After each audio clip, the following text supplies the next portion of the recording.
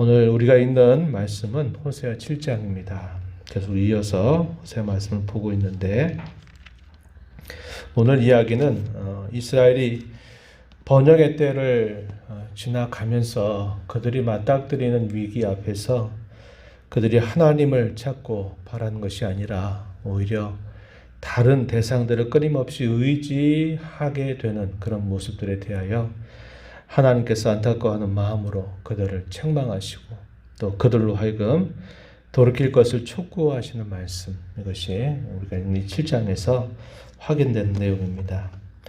오늘 말씀의 내용 앞부분에 보면은 이렇게 말하죠. 1절 말씀에 이스라엘을 치료하려 할 때 에브라임의 죄, 사마리아의 악이 드러난다.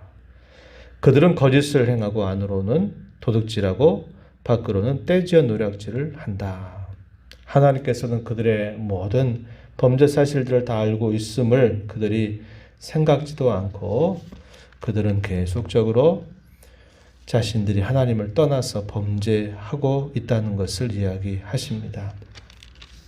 주일날도 그런 말씀을 잠시 드렸는데, 문제가 있어서 치료를 하려고 치료를 시작하다 보니까 원래 생각했던 그것만이 아니라 더 깊은 죄들이 가득한 그런 모습을 마치 떠올려주는 것과 비슷하다 그랬습니다.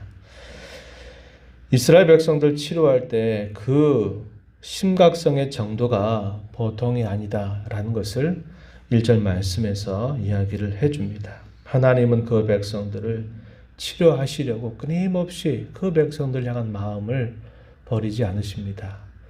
말씀의 종들을 보내서 그 백성들로 하여금 먼저는 하나님의 말씀을 경청하는 일로부터 그들이 치료받을 수 있다는 것을 그들에게 알려주시려고 하는데, 이스라엘 백성들은 그런 태도가 없는 겁니다. 하나님께서 치료하시려고 말씀을 들으라고 돌아오라고 하시는 이러한 요청들에 대하여 그들은 하나님께로 돌아갈 생각을 전혀 하지 않는 겁니다. 자신들에게 주어지게 될 그 어려움에 대해서는 침상에서 슬피 울면서 슬퍼하고 괴로워하는 마음을 가지면서도 그들은 정작 그 모든 것들을 치료하려고 기다리시는 하나님께로 돌아오기는커녕 여전히 그들은 그 죄악을 계속적으로 고집하고 있고, 어떻게 하면 자신들이 처하게 되는 그 어려움에서 다른 외부의 도움을 받을 수 있을까 하는 것에 그들의 마음이 향하고 있다는 것을 이야기해 주고 있습니다. 북왕국 이스라엘의 역사는 평안의 역사가 아니었습니다. 그 역사는 반역의 반역을 거듭하는 역사를 늘 겪어왔습니다. 여로보암 2세가 다스리게 될 때 조금 안정감을 누리고 조금 번영을 누리는 것이 그렇게 긴 시간이 아니었다는 겁니다. 그들이 왕을 시해하는 사건들이 이 북왕국 이스라엘의 역사 속에서 대단히 많이 반복이 되는데, 14년 동안이나 북왕국의 왕이 4명이나 살해되면서 왕이 바뀌게 되는 역사를 가지고 있어요. 조금 더 멀리 보면 20년 동안에는 6명의 왕들이 계속적인 그런 혼란 속에서 왕이 교체되는 역사를 가지고 있습니다. 왕이 이렇게 많이 바뀌는데, 또 그런 과정에서 왕이 시해를 당하게 되면서 왕이 바뀌게 되는 것은 당시에 얼마나 많은 정치적인 혼란이 있었는가 하는 것들을 보여주는 것입니다. 그리고 또 한편으로 그들이 하나님의 백성이기 때문에 하나님 편에서 그들이 생각하게 될 때 그들이 하나님을 멀리했다는 것을 우리가 이런 사건들을 통해서 볼 수 있게 되는 겁니다. 악으로 왕을 속이고 또 왕에 아첨하고 거짓말로 지도자들을 기쁘게 하는 일들을 끊임없이 하면서 결국 위선과 아첨으로 끊임없이 그들의 죄악을 범하는 모습이 나타났다는 것을 보여줍니다. 그들의 모습에 대해서 몇 가지 오늘 우리가 읽어가는 이 말씀 속에 비유로 말씀을 하시는데요. 4절 말씀 한번 보면은 이렇게 표현했어요. 그들은 다 가늠하는 자라 이렇게 말하면서 과자 만드는 자에 의해 달구어진 화덕과 같다. 과자를 만들기 위해서 굽기 위해서 화덕을 계속 피우잖아요. 피우면서 거기를 뜨겁게 달구는 겁니다. 이 뜨겁게 달구는 이 모습에 대해서 어떻게 설명을 해주냐면은 그들이 정욕과 탐욕으로 인해서 끊임없이 타오르는 화덕과 같다. 이렇게 이야기를 한 것입니다. 빵을 굽기 전에 이제 발효를 시키잖아요. 그 발효를 시키는 과정에서 그때 화덕에 좀 불을 끄는 정도, 잠깐 쉬는 정도 외에는 화덕에 불이 계속적으로 타올라야만 돼요. 마치 그들이 갖는 탐욕과 정욕, 그들이 죄짓고자 하는 그 마음을 끝없이 타오르는 화덕에 비유를 한 겁니다.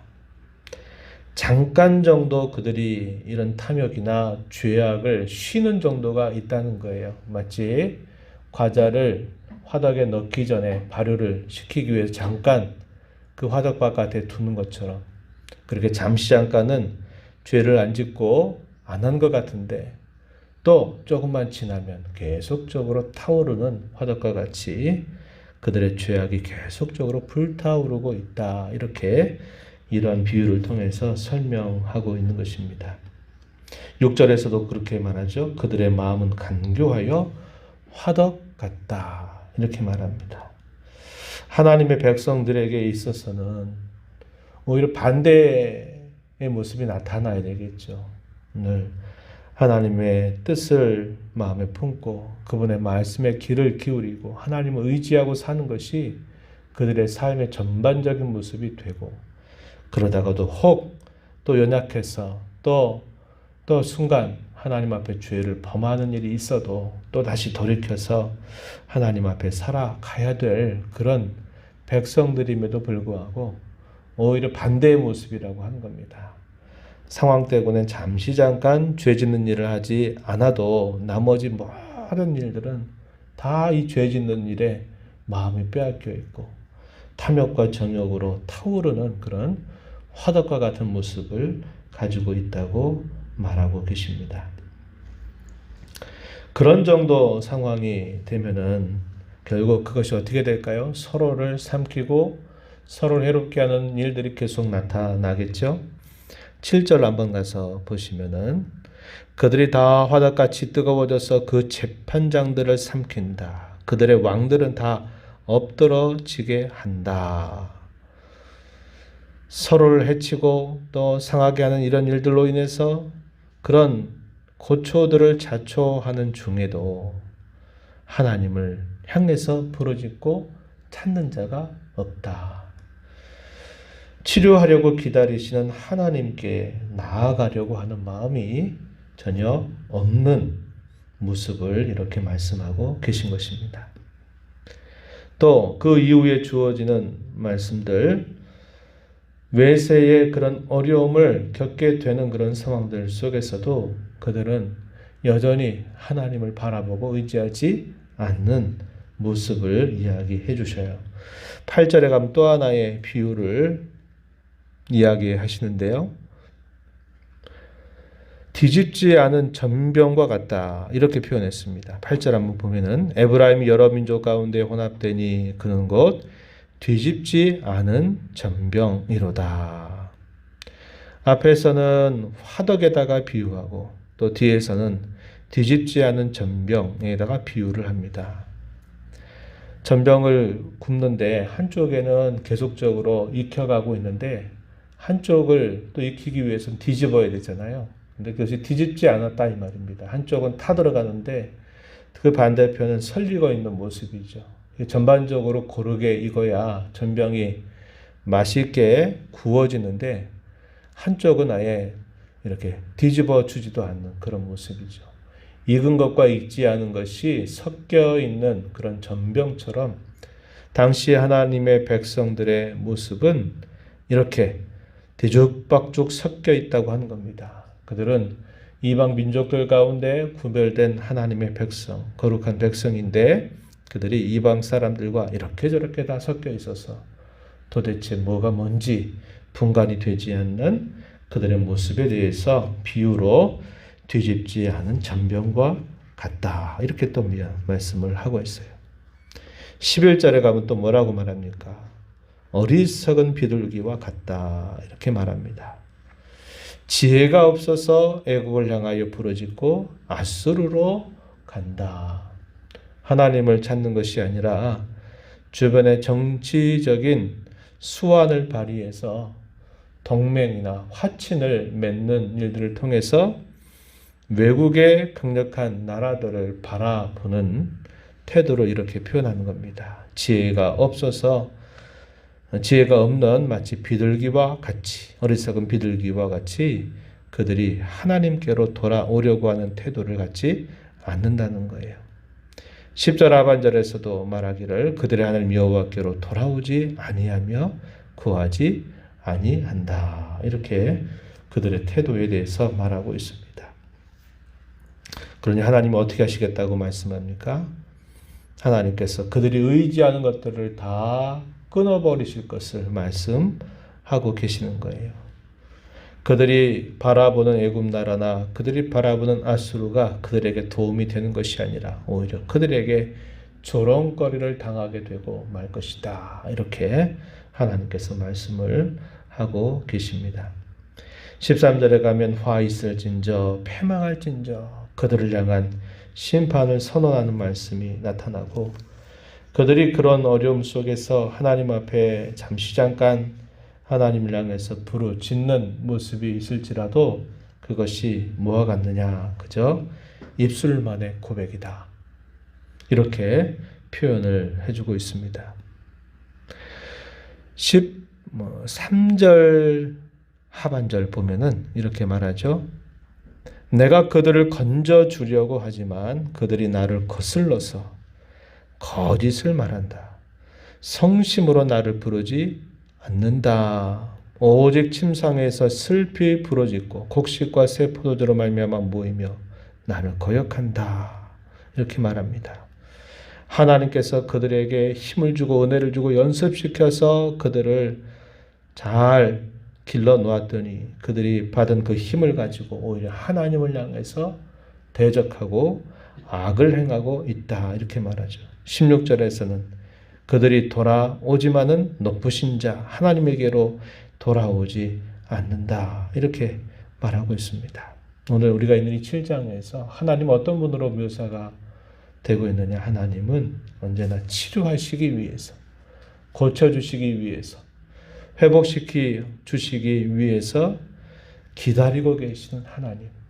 어떻게 하든지 그 백성들을 자신에게로 이끌어 가려고 애를 쓰시는 그 하나님의 마음을 잘 보여줍니다. 그러나 죄 가운데서 헤매고 있는 이스라엘 백성들은 그 하나님께로부터 하나님을 향해서 돌아가려고 하는 것이 아니라 끊임없이 하나님을 향해서 멀리 도망치려고 하는 태도를 보이게 되면서 그들이 더 큰 화를 자초하고 있다는 것을 잘 보여주고 있다는 겁니다. 오늘 저와 여러분이 이 말씀을 보면서 위경이나 위기를 만나게 될 때 우리가 늘 생각해야 될 대상은 하나님입니다. 하나님은 우리를 낫게 하시려고, 우리를 회복하시려고, 우리를 고쳐주시려고, 우리를 새롭게 하시려고 언제나 기다리고 계신 분이심을 우리가 잘 배워서 하나님의 말씀을 잘 듣는 일, 그리고 그 말씀을 통해서 우리 자신을 살펴서 하나님을 향하는 마음을 늘 가지고 살아야 될 것을 우리 마음에 깊이 간직하고 힘써가게 되기를 진심으로 바랍니다. 하나님을 떠나면 우리가 안전이 보장될 수 없고 우리의 삶의 평안이 보장될 수 없고 참된 기쁨을 보장받을 수 없다는 것을 우린 다시 한번 이 말씀을 통해서 배우게 됩니다. 이 하루, 이 한 달, 또 우리가 오늘부터 시작하는 이 후반기의 모든 시간들 더 하나님 앞에 가까이 늘 나아가려고 하는 자세를 갖고 우리를 향해서 언제나 기다리시는 하나님 앞에 참되고 진실한 마음으로 늘 하나님의 말씀에 귀를 기울이고 그 말씀을 통해서 우리 자신을 날마다 새롭게 하는 일에 힘써 나가는 저와 여러분이 되어서 이 한 달 또 이 후반기의 시간들이 하나님 앞에 잘 회복되는 놀라운 역사를 경험하게 되기를 축복합니다. 하나님 아버지, 저희에게 또 새로운 한 달 이렇게 허락해 주셔서 감사합니다. 이제까지도 많은 시행착오가 있었고 어떻게 여기까지 왔는가를 되돌아보면 참 힘겹고 숨막히는 시간들을 보내왔지만 하나님께서 오늘까지 저희들을 또 돌봐주시고 인도하여 주셨습니다. 조금씩 저희에게 희망을 보게 하시고 더 기다려갔도록 인도해 주신 하나님의 손길을 봅니다. 저희에게 행해 주신 일들을 기다리며 우리를 회복하시려고 치료해 주시려고 새롭게 하시려고 언제나 우리의 곁에 함께 하시며 돌봐주신 하나님을 바라보면서 더 하나님을 가까이 하고 무엇보다도 하나님의 말씀을 저희 마음의 귀를 열고 늘 경청하고 그 말씀을 따라 살기를 다짐하고 힘써가는 저희들의 삶이 되도록 인도하시고 부패한 그런 모습에 따라서 저희들의 어리석은 길들을 고집하거나 또 그런 길들을 끊임없이 나아가는 모습들이 되지 않도록 저희들의 마음을 늘 부드럽고 온유한 마음으로 새롭게 하시고 붙들어 주시기를 간절히 바라옵나이다. 은혜의 보좌 앞에 나와서 아버지의 은혜를 구하는 모든 심령들의 간구에 귀를 기울여 주시고 기도 가운데 주와 깊이 교제하게 하시고 이 하루도 주와 함께 살아가는 복된 하루가 되게 하시기를 바라며 예수님 이름으로 기도하옵나이다. 아멘.